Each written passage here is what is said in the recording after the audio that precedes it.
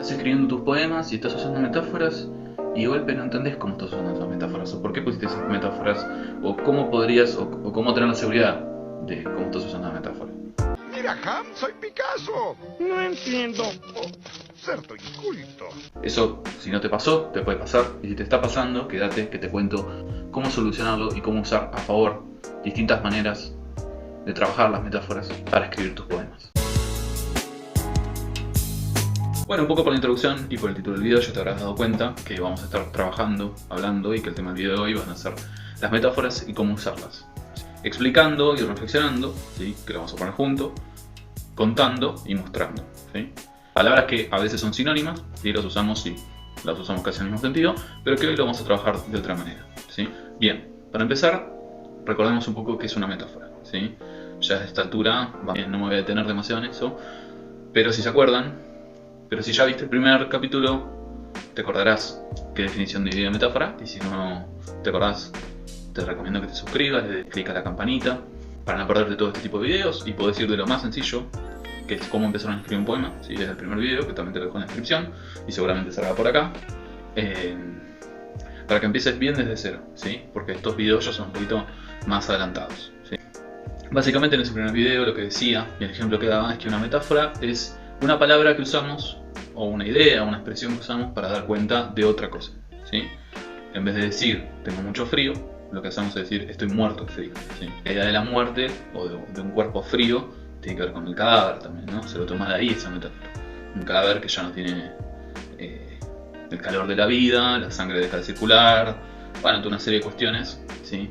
Que hacen que ese cuerpo se vaya descomponiendo, digo, un montón que tienen que ver con que el cuerpo se pone pálido por esas mismas cuestiones, entonces todo eso tiene que ver con el frío, ¿sí? Que también nos pasa cuando hace mucho frío, por supuesto. Entonces la metáfora, si estoy muerto de frío, claramente no estamos muertos del frío, ¿sí?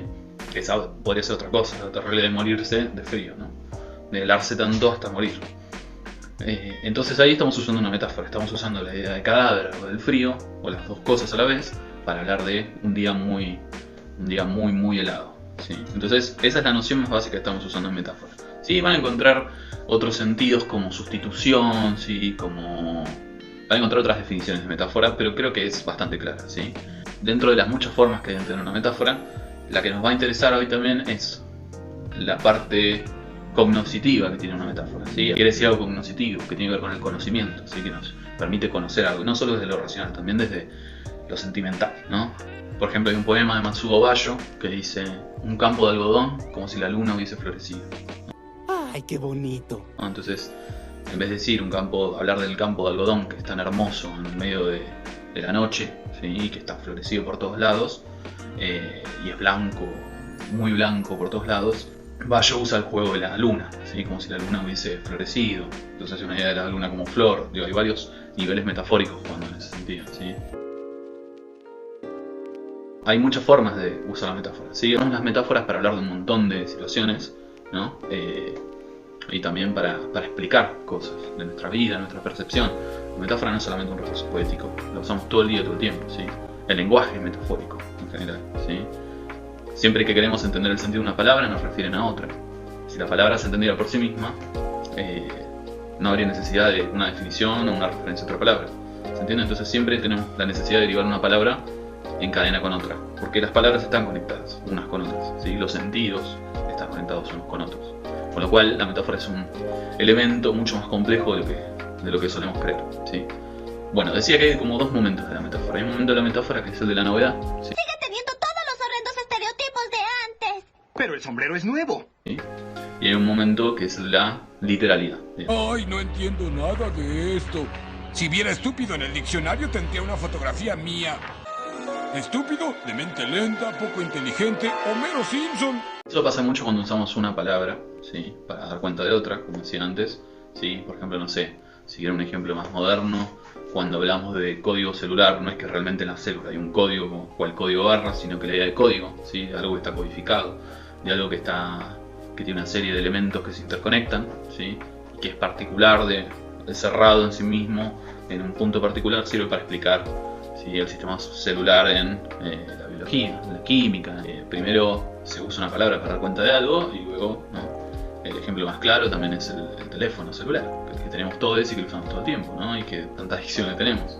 Nadie dice teléfono celular o teléfono móvil, ya directamente decimos móvil o celular o celu o cel, ¿no? Entonces se va por el uso, se va volviendo algo literal. Entonces cuando yo les digo celular, lo primero que piensan no es en una célula, ¿sí? O en una partícula, lo que piensan es en algo chico, sino que lo primero que piensan es en un teléfono, ¿sí? Un teléfono celular. Pero nadie le dice teléfono celular, ¿sí? Y decirle teléfono celular tiene que ver con que ya no es ese teléfono que había antes, que era fijo, ¿no? Entonces se van perdiendo algunas partes del sentido de la metáfora y se va volviendo literal, ¿sí? Una vez explicado ese proceso que sucede con las metáforas, ¿sí? A nivel social y a nivel literario, artístico también, ¿sí? Que es que primero funcionan como una novedad, como algo que sustituye, y una vez que ya está normalizada esa palabra, se vuelve una palabra más, ¿sí? Que se supone el nombre de algo y que tiene un sentido, un significado, una definición, ¿sí? Entonces ya deja de cumplir el rol de metáfora y pasa a ser simplemente un nombre. ¿Cómo podemos usar las metáforas en un poema, ¿sí? Además de ser una palabra que usamos para dar cuenta de otra cosa, hay distintas maneras de usar esas palabras para dar cuenta de esas cosas. Este es un cuadrado ordinario. Oye, despacio, cerebrito. Acá vamos a unificar, yo voy a unificar, ¿sí? El explicar con reflexionar. ¿Por qué? Porque cuando reflexionamos estamos tratando de entender qué pasa o qué sucede o cómo, por qué, ¿sí? Y cuando estamos explicando también, ¿sí? De alguna manera estamos dando cuenta de algo, ¿sí? Yo digo, bueno, esta lapicera es azul porque socialmente le decimos a este color azul, o porque históricamente lo asociamos con el azul, ¿sí? O con este color, con esta pigmentación del color, por el espectro de colores, bla, ¿sí? Entonces estoy dando una explicación de eso. Ahora, ¿puedo decirlo metafóricamente? Puedo decirlo metafóricamente. Entonces, digo, cuando hay una explicación, ¿sí? La idea de un efecto y una causa, cuando estoy reflexionando sobre ese efecto y esas causas, puedo usar una metáfora para dar cuenta de eso. Por ejemplo, hay una muy hermosa, que ahora la estoy leyendo desde acá, que es de Roberto Juarros, que es un poeta fabuloso, de un poema llamado Poemas de Otredad, que lo vamos a ver a continuación para que vean este juego que les decía con las metáforas, que empieza con la pregunta: ¿por qué las hojas ocupan el lugar de las hojas y no el que queda entre las hojas? ¿Sí? Es un juego que se usa mucho en filosofía, por ejemplo, y que tiene que ver con eso, ¿sí? Está dando cuenta de el lugar que ocupa cada cosa en el espacio y que existe en ese lugar, ¿sí? Y que cae en ese lugar, pero podría haber caído en cualquier otro, ¿sí? Entonces, ¿por qué yo tengo esta forma de la cara? ¿Por qué soy quien soy? ¿Por qué me identifico de una manera y no de otra? ¿Sí? Todo eso está contenido en esa pregunta. Acá estamos con este poema de Juarros que les comentábamos, ¿sí? Recuerden que el link a los poemas va a estar en la descripción del video, ¿sí? Y bueno, seguimos con el mismo procedimiento. ¿Por qué las hojas ocupan el lugar de las hojas y no el que queda entre las hojas? ¿Por qué tu mirada ocupa el hueco que está delante de la razón y no el que está detrás? ¿Por qué recuerdas que la luz se muere y en cambio olvidas que también muere la sombra? ¿Por qué se afina el corazón del aire hasta que la canción se vuelve otro vacío en el vacío? ¿Por qué no callas en el sitio exacto, donde morir es la presencia justa, suspendida del árbol de vivirse? ¿Por qué estas rayas donde el cuerpo cesa y no otro cuerpo y otro cuerpo y otro? ¿Por qué esta curva del porqué y no el signo de una recta sin fin y un punto encima? Bueno, ven, un poco como comentamos antes del video, la idea juega con la idea de vacío, ¿sí? En un sentido filosófico, en un sentido matemático, ¿sí? Aparece la recta sin fin, el punto. Arranca desde las hojas, que es algo más tangible, y llega hasta algo más matemático como es una recta, ¿sí? Pero juega con la idea de vacío, ¿sí?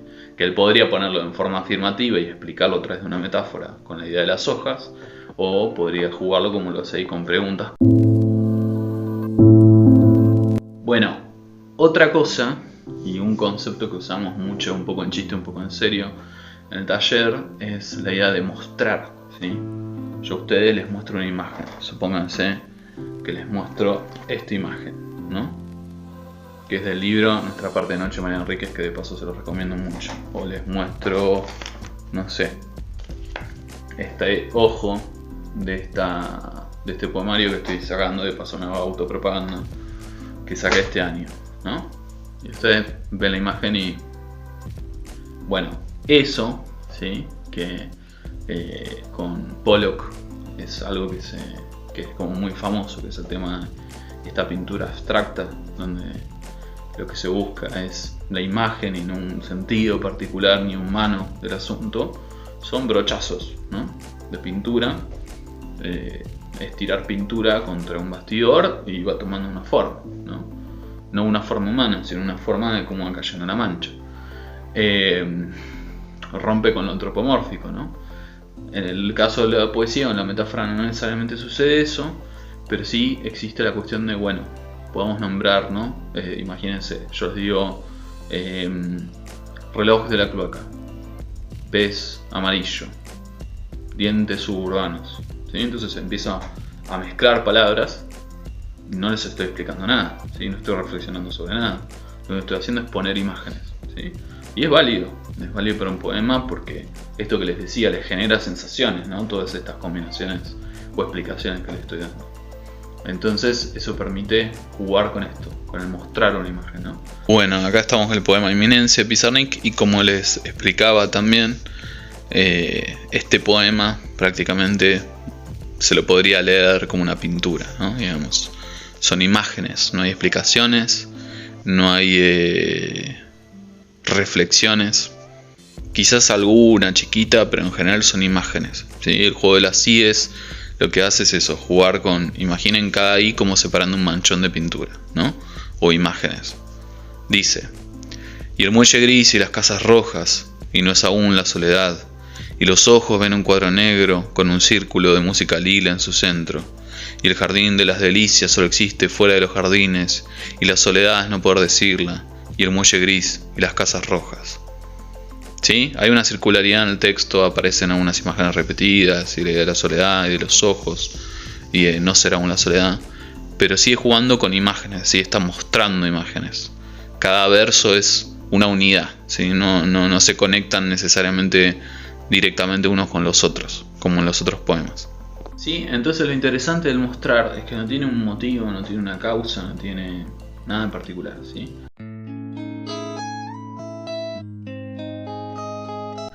Otra cosa que podemos hacer con la metáfora es contar, ¿sí? Podemos contar una historia, podemos contar una situación, podemos dar cuenta de algo, ¿sí? Hay un tipo de poesía que a veces se le llama narrativa, o a mí me gusta pensarla de esa manera, ¿sí? Una poesía que cuenta una historia, además de usar metáforas, y se usan las metáforas para contar esas historias. Y bueno, eso, se usan las metáforas dentro de la historia, digamos, ¿no? Sigue siendo un poema con versos, metáforas, juegos, no es un cuento, ¿sí? Pero se cuenta una historia, ¿no? Entonces eso, por ejemplo, lo vamos a ver ahora en este poema de Robin Myers.